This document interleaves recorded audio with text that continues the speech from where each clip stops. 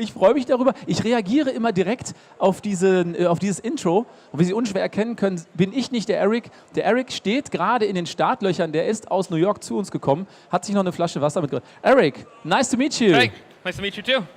Vielleicht einen kleinen Applaus von unserem Publikum. Little round of applause for Erik. Hey. So, Good to see you guys. you're coming straight from New York City? Straight from New York, yeah. Yesterday? Yes, I haven't even slept yet. No. No, I took like a quick nap last night, but essentially it's 8 a.m. my time right now, so I'm just waking up and I'm ready to talk. You're having a jet lag, of course. A little bit. Yeah. So, what are you doing today on stage? What are you showing us? So I'm going to talk about portrait photography. So no matter what I do, it's always people-oriented. I call myself a people photographer, whether I'm chasing athletes or rock climbing with them, or they're modeling clothes, or whatever it is. I'm an active lifestyle photographer, but the heart of it is people. So we're going to talk about telling story through lens selection, and then a little bit about lighting to kind of flatter and shape your subjects a little better. Okay, and there's a quick presentation you want to show us in the next 20 minutes. So do me a favor, talk a little bit slower for the German people, so there's no translation, so that they understand what you're talking about. Absolutely. Okay? Thank you very much. Awesome. Thanks and a lot. have fun with Erik. Ta-da! Okay, so how many portrait photographers do we have here already? 1, 2, you're a portrait photographer. I've seen your work. 3, are you guys portrait photographers? Or you just found like comfy seats and needed a place to take a load off? Okay, no, portrait photographer over there. How many of you guys are landscape photographers? Anyone? A little bit? Cool. So I'm essentially an environmental portrait photographer, which means I'm a landscape photographer, and then occasionally I just put a person in that landscape, light for them, and then there's my environmental portrait. So I'm going to talk about shaping the face with lens and light here, and I'm going to talk about all elements of that. So we're going to think about our background, how that comes into play in a photograph, our foreground, how we can compress that with a lens, and then also our subject and how to flatter our subject. But first off, as people are starting to cycle in, I know photokina is super busy, so people are running in and out. I'm going to teach you guys a lot about portrait photography in the next 20, 25 minutes or so. But if you guys are just walking by the Tamron booth now, swing in because I've got my top 10 tips for better portraits. So if you guys can commit about 4 or 5 minutes of time over here, I swear you're going to walk away a better portrait photographer. So this is the Cliff Notes. Any of you guys remember those from college or high school? You were assigned to read A Tale of Two Cities, this giant book. You didn't. You waited to the last minute and you just bought the Cliff Notes. Well, this is your cheat sheet to portrait photography here really quick. So first off, I want you guys to set your cameras to aperture priority. How many of you guys are in manual mode right now? Is anyone comfortable in manual mode on your camera? 1 person? Well, good power to you. 2, maybe, sometimes. I'm comfortable in manual mode, but when I'm shooting natural light, I prefer to be in aperture priority, because what this means is I can tell it what aperture to set my camera at, and then it will automatically give me a good exposure. It'll find out what the right shutter speed is. And this is great because Tamron's coming out with a lot of new lenses that are really, really fast. So one of my favorite portrait lenses is the 85mm 1.8. You guys have seen it on display. You might have gotten a chance to shoot around with a little before. But if I have this tack-sharp prime lens that can open up to f1.8, I want to shoot it at 1.8. So if I'm on aperture priority, I leave it on 1.8 or 2.8, and it's always going to be there so my backgrounds are nice and beautiful and blurry. From there, you're going to get into your camera and you're going to set your metering mode to matrix or evaluative. It's going to be these 2 up here on the top. Those are basically telling your camera, hey, take into account the whole scene, give me a nice balanced exposure, maybe focus a little bit more on the person in the center, which is normally your portrait subject's face. But these 2, this combination of aperture priority and evaluative or matrix metering mode, are going to make it so that you have to think less about camera settings and more about working with your subject, getting them to smile, getting them to open up for you, and take better portraits. The next thing, how many of you guys are in JPEG? Or how many of you guys are RAW shooters, I should ask? RAW is daunting, and the files are bigger, you have a lot more latitude there. So whether you're a RAW or a JPEG shooter, I suggest you put your camera in portrait mode. What that's going to do is that if you're just shooting JPEGs, it's going to kind of Photoshop them a little bit for you. It's not going to be overly saturated, so your skin tones don't look orange. It's not going to make them too sharp and crispy. And if you guys are shooting RAW mode and you're shaking your head, hey, I do my own Photoshop, well, if you look on the back of your camera, when you take the picture, the image you see on the back of the camera is actually a JPEG representation of that RAW file. So I like to put it in portrait mode, so when I take a picture and turn the camera around and show my subject, it already looks like it has a little bit of Photoshop in it. A little bit less contrast, a little bit less sharpening, perfect saturation. So this combination of these three will make sure the pictures look good on the back of your camera so you can show your subject right away, and also look good on the front. The next thing, I want you to turn off your pop-up flash. This photo look familiar? This is like a snapshot. I'm trying to take a picture of a friend in the living room. Pop-up flash comes on, looks really bad. Look what happens when you turn off your pop-up flash. Much more beautiful, soft-lit photo. All right? So that pop-up flash is not your friend. Make sure you turn that off. Same thing outside. The pop-up flash wants to be the hero. It wants to be the brightest thing in the scene. So it wants to light up my subject. If I turn off the pop-up flash, the natural light usually looks way better than a pop-up flash. And we'll talk about why in a little bit. Another thing I want you to do is step back and zoom in. How many of you guys have a zoom lens out here? I love the Tamron 24-70. That's the very first Tamron lens I ever owned, but this is at 24 millimeters. This is super wide. You see how there's distortion on our face? Look what happens if I step back and zoom in. Big difference. So when you're taking portraits, zoom in and then step back a little bit, okay? Next thing is making sure you're focusing on the eyes. So you always want to focus on the front eye, because as a viewer of a photograph, our eyes are drawn to two things: the sharpest thing in the scene and the brightest thing in the scene. So if you want to make sure that your subject's being in focus here, focus on the front eye. See how the back eye's in focus? It's kind of distracting. When you bring the front eye in focus, it makes a huge difference. These are just little things you don't think about until you look at the picture. You're like, man, why is that bugging me? What's wrong with this photo? And then you realize, oh, I needed the front eye to be in focus. So that's the big difference right there. At the same time, you want a more interesting frame, so you're going to offset your subject in the frame. So you're not going to want to have someone square in the middle of a photo so it looks like, you know, it's a mug shot or like a passport photo. So leave a little room. In this instance, it leaves a little mystery in the photograph, but when you shoot outdoors, it leaves room for environment in the photograph. So you kind of place your subject in a scene. Like this. If you go outdoors, I off-center my subject a little bit. We see more sky. We see more beautiful beaches. So it makes a big difference. This is down in Ecuador. This is absolutely beautiful. I was shooting a yoga retreat down there. The next thing is make sure you get a little higher and shoot down on your subjects, okay? This is a professional model. She knew what I was doing here, so she kept her scarf on. I got down and I was shooting up at her. Look at how you're looking up her nose. If someone had, you know, a little more weight under their chin, it would be really unflattering. You'd be looking up at the chin, looking up at the nose. Look what happens when you shoot down. Look at how much bigger her eyes get. You're no longer looking up her nostrils. Now you're focused on her eyes versus her chin and her nose. Like, huge difference. These are little things that we can do every day in our portraits to make a big difference when we're taking pictures. The next thing is look out for clean headspace. You do not want things growing out of your model's head. We have a sign growing out of our model's head here. Tree branches growing out of our model's head here. So you want to make sure you're careful of what's in your background so that you're not getting stuff growing out of your model's head. This is a little bit better.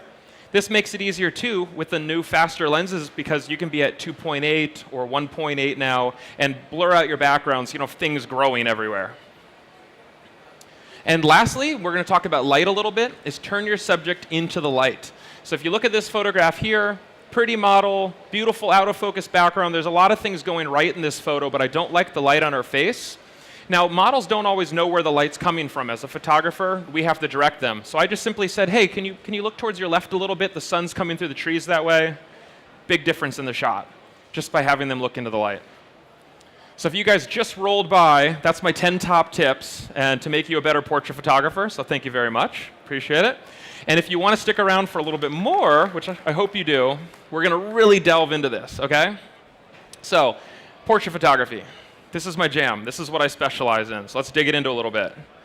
This is not my best portrait that I've ever taken. Would you guys agree? What is wrong with this photograph right here? A lot of things. You guys can just nod your head. Yeah, there's a lot of things wrong with this. What's wrong with it?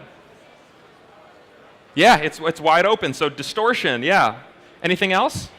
Does this look like a snapshot to anybody?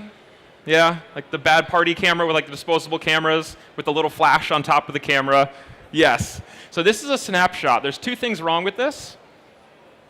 the lens selection and the lighting are all wrong. One, I'm using a wide angle lens. I'm at 24 millimeters. I'm really close. I've got my flash, my pop-up flash is on. I did all the things I just told you not to do in this photograph. And this is why, because they just look bad if you do those things. So let's jump into the first thing, which is our lens selection. Want to kind of run around my little thought process here about when I'm picking out lenses. There's generally 3 kinds of lenses we're going to look at: wide angle lenses, normal, and telephoto. Easiest way is to think of like animals. So I think of the wide angle lens, if you look at like a frog, they got these big bulbous eyes and they're looking all over the place because they're afraid a bird's going to come from any direction to come and eat them, okay? That's a wide angle lens. They are great for landscapes. The 15 to 30 that Tamron makes is my favorite star, like astrophotography lens, my favorite landscape lens. I would probably never photograph a person with it. All right, the normal lens, the nifty 50, this is that 45 prime that just came out, or if you have a 24 to 70 and you zoom into 50. This is nice because this doesn't distort reality. This is how humans see the world. The telephoto lens down on the bottom is like how a hawk or a bird of prey would see the world. They're just like zoomed in, looking at one thing, flying 1,000,000 miles an hour. So this is our secret weapon here as portrait photographers, this telephoto lens, because it allows us to blur out the background and focus just on people. So the 70 to 200, one of my favorites. The 85 millimeter, my absolute favorite portrait lens.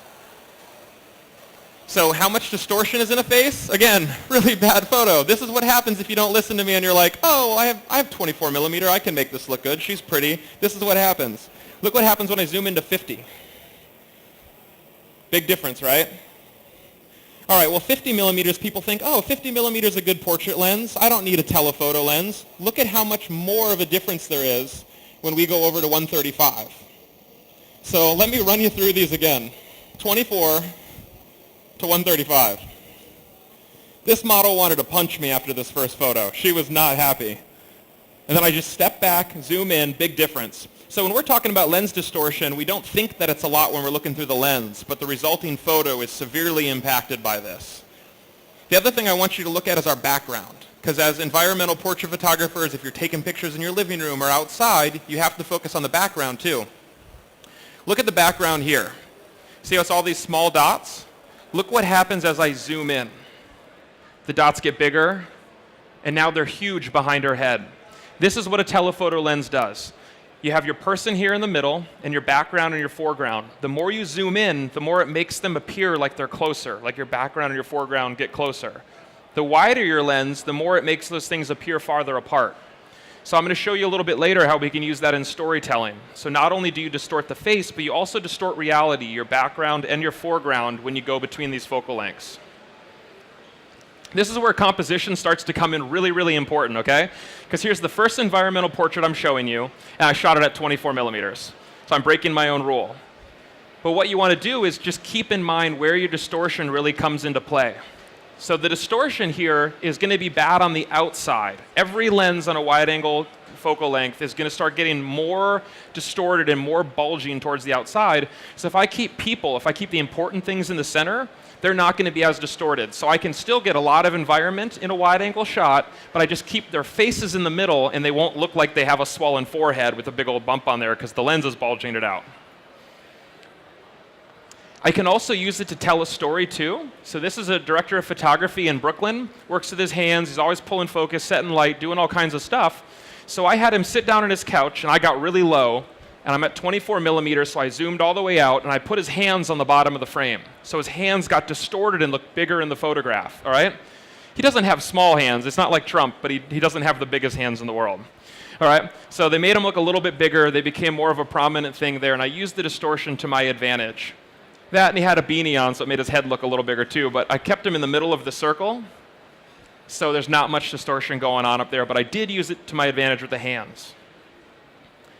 This is a 50 millimeter lens. Again, this is the kind of stuff you'd shoot at a wedding or event where you don't really want to distort reality. It just looks like you walked in, you're naturally seeing this couple engaged at the bar. I use about a 45 to a 50 millimeter for my lifestyle stuff because I don't want to distort reality. I just kind of want to document the lifestyle. And this is what a telephoto lens looks like, really zoomed in. Now look at the background and look at the foreground. See how close she looks to these shrubs? It looks like the perfect place to take this shot, like she's just laughing on her front porch waiting to get picked up for a date. Well, the reality is this is all fake. It snowed a couple days after this. This was shot in Detroit.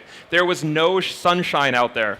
That's one strobe with orange gels on it to fake the sun. And what I did is I used a 70 to 200, because remember how you can really zoom in, bring your background closer on a telephoto lens? So look, you have no idea that it's not a beautiful sunny afternoon and there's this happy girl. Instead, she's out here freezing her butt off on her front porch because it's like 40 degrees Fahrenheit or something like that out there, and I wanted it to look warm instead. So this is 24 millimeters. This is 72 or 70 to 200. I like 200 millimeters better here.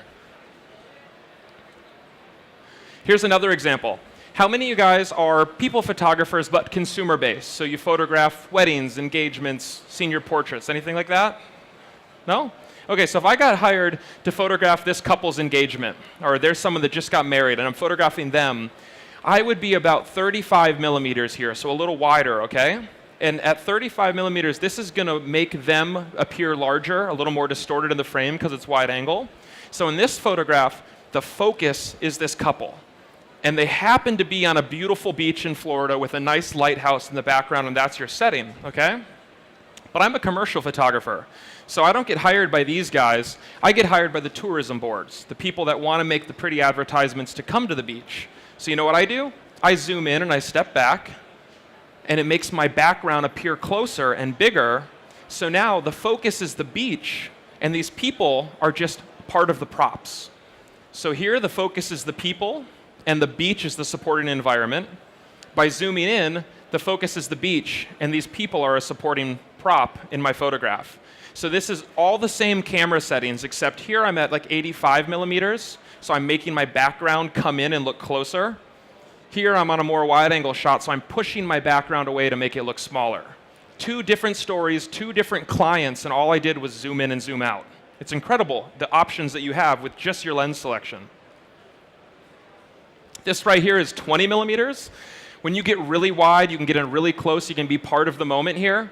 Now, these are models. I didn't just come up to this happy couple and like plop my camera on this guy's shoulder and take the shot. I probably would have been kicked out of the restaurant.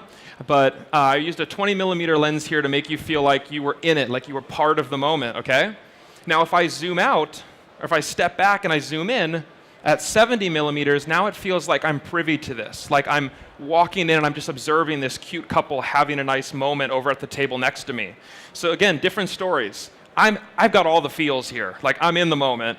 Here, I'm able to see it. You can see the little trees I put out of focus in the foreground and stuff to kind of set the stage there. Same couple now. They're walking on the dock. I used a super wide angle lens here, not super wide, but I'm about 24 millimeters again. And when you go wide, it allows you to do all kinds of fun things with composition. Look how I'm using the ropes to kind of take the viewer from picture left to bring them in here to see our subject, and I'm walking them out of the frame down here bottom right with my infinity point. So if you guys study classic composition, you know your foreground, middle ground, background, leading lines, breaking it up, putting people off center. So here I have people in the center of my picture, but I made it okay and I made it interesting by using neat lines to bring people through the photograph. So wide-angle lenses allow you to play a lot more with your composition. At the same time, here's a 70 to 200. I'm zoomed in again. This is important here because you see the nice sparkle in her eyes? Where do you think that came from? I'm cheating here again. I had my assistant with a big reflector underneath those bushes there. The only problem is my assistant's from El Salvador and has hair out to here, like a big afro, okay? So I've got him hiding down there with hair poking out the sides and a big silver reflector.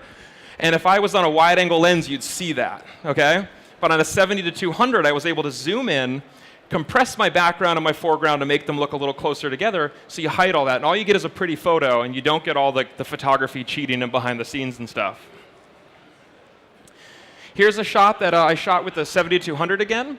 This is, normally you'd be distracted by the Manhattan Bridge. It's a famous New York bridge. If I took this with a wide-angle lens, everyone would see, oh, New York Bridge, pretty girl down in the bottom. Here the focus was on the shoes, the running, the outfit. So I wanted to focus on all things Nike here, so I zoomed in. Tamron liked it too, because they used it at one of their advertisements, which is really cool. And I was excited, because that's right after I got the 70 to 200. So I was like shooting everything with that lens. So it was really neat to see them use it on a poster. So the next thing I want to talk about is lighting, okay? Because lighting is just as important. You want to make sure you flatter your subjects with light. So what do you guys look for when you light? Is anyone out here using strobes? Small flash, speed lights, all natural light shooters? Yeah, a couple people using strobes. So when you look at the highlights here, you see two faces. When you look at the shadow, you see a vase. So I want you guys to look at both, because if you're only looking at one, you're missing the other. So when you're lighting, whether you're looking at sunlight and how it falls on someone's face, or you're using strobes, I want to make sure that you're looking at both the lighting and the shadow, because we illuminate with one, and we need the shadow to make people look 3D. That's why the snapshot that I showed you at the beginning was so bad, and why this is a little more interesting, because we have shadow here. So these are the two things you can control really quick, is the quality and the direction of the light. The quality of the light is kind of how hard and how soft it is. So this is hard light. This is great if you have someone with perfect skin, but look at how quickly it goes from highlight to shadow. You see that line right there? See how defined that is? Now imagine if she had a pimple. That shadow would be huge and it would pop up right away. So hard light's bad for portraits. Soft light is what we want, because here you can barely see where the highlight to shadow happens. That transition is so gradual. So to get that soft light, you basically need to make whatever is casting the light on your subject, you need to make it really big and bring it in as close as possible. So this right here was taken with a small flash off camera, small light source very far away, hard light. This could also be the same thing with the sun. The sun in the middle of the day casts really hard light because it's very small and very far away. So to make it soft light, all you have to do is put something between the sun and your subject, or between the light and your subject. People use big umbrellas, people use bed sheets, people use soft boxes. Whatever you got to do, just make it big and bring it in close. And you'll instantly turn sunlight or strobe light into beautiful soft portrait light like this. It also works on your background. So see this? See the soft light on the face, the hard light on the face? Soft diffused shadows, really defined hard shadows. Any of you remember the old Peter Pan cartoons where his shadow would dance around on the ground and he chased it and was trying to pin it down all the time? When I learned photography, I self-taught. I got white paper, I put it in my apartment, I had every friend and girlfriend stand in front of my camera for me, and I had a strobe, and I was trying to get rid of that shadow. But everywhere I moved the light, the shadow would dance around on my background in every single photo. It wasn't until I realized all I had to do was get a big umbrella, make it big, make it soft, and the shadow disappeared. So if you guys are just starting to get into lighting, go and get a really big umbrella and bounce the light into the umbrella, and now you have really soft, beautiful portrait light. The other thing we talk about is the direction of the light. So the farther off camera you go, the more contrast you create. Contrast is basically how much shadow we see in the photograph. So I'm going to take 3 pictures here. I'm going to start with the light behind my head, behind me right here as the photographer on camera, and I'm going to move it off camera to the side and then over to the side again, and I want to show you how drastically different contrast is in a photograph. So this is a low contrast photo. The light's right on top of the same axis as my camera. So my camera's looking this way, my light's looking this way, my model's looking back. So all the shadow falls behind her where the camera can't see it. All right? Now as I move over to the side, now the light's moving off my camera. My flash was here, now it's over to the side, now I see more shadow. And if I keep moving, I see even more shadow. So it's amazing how you can start playing with shadow, because images without shadow are boring, they're flat, they look two-dimensional. So as a portrait photographer, I want you guys to use soft light and play around with adding more contrast and shadow into your subject. Because that'll allow you to get shots like this, which was taken with the new Tamron 85 1.8, all right? And that's low contrast, because my light was coming from the same direction as my camera. It looks good on men too. Men and women both work really well with this flat, low contrast lighting. Now I start to move the light to the left a little bit. See how we get more shadow and definition in his cheeks? Now moving the light farther to the left. Look at how much more shadow there. This really works well for this, for moody portraits where you get more contrast by moving my light over. And finally, here's all the way to the side, even more dramatic lighting. So when you guys are out there, remember your lens selection, because it helps you tell the story, distort the face, hide some of your cheating if you're using reflectors and stuff out there. Remember, your lighting helps a lot. Use soft light. Make sure you play around with shadow. And you guys will be taking better portraits right off the get-go.